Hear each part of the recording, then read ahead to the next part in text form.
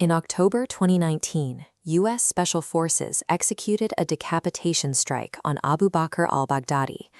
To look at this satellite imagery of his compound in Syria is to see the physical endpoint of the intelligence cycle known as find, fix, finish.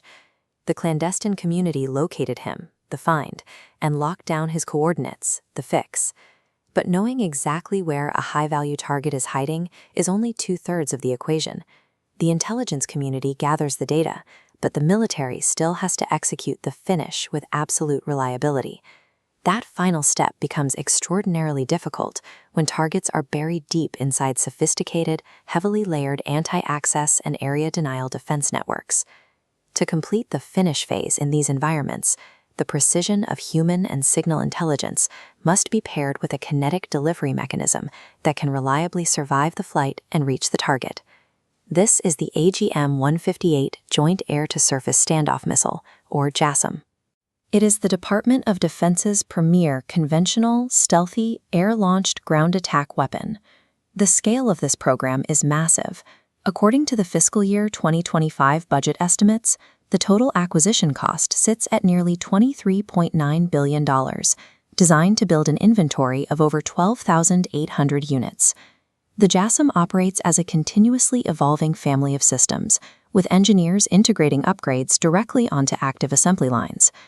To understand U.S. standoff power, we have to look past the intelligence cycle and dissect how the DoD manages major defense acquisition programs to continuously inject new tech into active production lots. This chart shows the baseline AGM-158A's internal architecture. Its 370-kilometer range was constrained by its turbojet engine. By swapping it for a highly efficient turbofan and enlarging the fuel capacity, engineers created the extended range variant. The outer stealth hull remains completely unchanged. This internal modification pushes the maximum range out to 1,000 kilometers. It achieves this distance while retaining the exact same 450-kilogram WDU-42/B penetrating warhead. Increasing a weapon's reach without altering its low observable radar cross-section is the foundational step in defeating proliferated, highly capable air defense systems like the S-300. Upgrading an engine is one thing, but keeping computing hardware relevant requires a production cut-in, inserting critical hardware and software upgrades directly into a weapon without halting the factory output. This diagram shows the specific obsolescence upgrades of the AGM-158B variant. Engineers translated the legacy flight software from Ada to C++, installed an upgraded missile control unit, and integrated a new electronic safe and arm fuse. According to modern selected acquisition reports, these components were cut directly into the active manufacturing process during Lot 19, where 40 missiles were converted on the line. This cleared the way for Lot 21's 600-unit procurement. The subsequent AGM-158B variant pushes the avionics further, integrating the JASSM-ER, an M-code GPS receiver designed to guarantee navigational precision in environments where the GPS signal is contested or jammed. Curing software and hardware obsolescence directly on an active assembly line is critical to maintaining a technological advantage against rapidly pacing adversaries. Supporting this pace requires enormous industrial scaling. With a program acquisition unit cost of roughly $1.18 million base year dollars, the Air Force increased its inventory objective from 4,900 missiles to over 12,800. To hit those numbers, Lockheed Martin validated the new P-72 production facility in Alabama, built to achieve full-rate production of 45 missiles per month. Scaling complex defense manufacturing introduces strict technical risks. In July 2021, an engine supplier identified a wire harness stripping and crimping defect. This manufacturing error dropped the extended range fleet's material availability to 88%. Resolving this required a testing protocol to evaluate and repair suspect engines.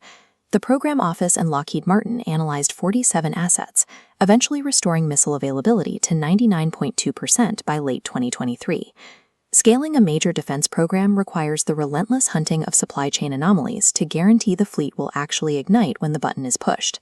Even perfectly manufactured cruise missiles face a tactical limitation. Legacy architectures are highly effective against static infrastructure, but inherently blind to road mobile or maritime targets once they leave the launch rail.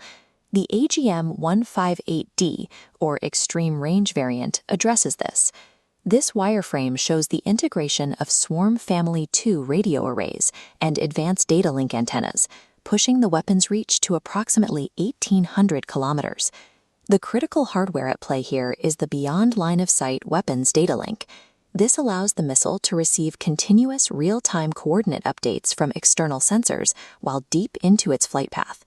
This hardware changes the missile from a legacy fire-and-forget weapon into a networked hunting asset capable of prosecuting targets that relocate during its hours-long transit.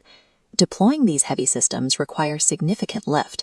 The B-1B Lancer serves as the starting point platform, capable of carrying up to 24 of these missiles into a theater of operations. Equipping a stealth missile with mid-flight retargeting capabilities at 1,800 kilometers rewrites the rules of engagement for hunting mobile adversary assets. This map illustrates the global reach of that capability. Through multi-year procurement and foreign military sales, the JASSM-ER is flowing into the arsenals of Allied air forces in Poland, Finland, Japan, and Australia. This hardware engineering journey directly supports the intelligence find, fix, finish cycle. In a modern kill chain, a reconnaissance asset finds the target and updates the data link, allowing the networked missile to strike with pinpoint accuracy. The $23 billion JASSM architecture guarantees that if the intelligence community can find and fix a target anywhere on Earth, the United States and its allies possess the continuously evolving kinetic tool required to finish it.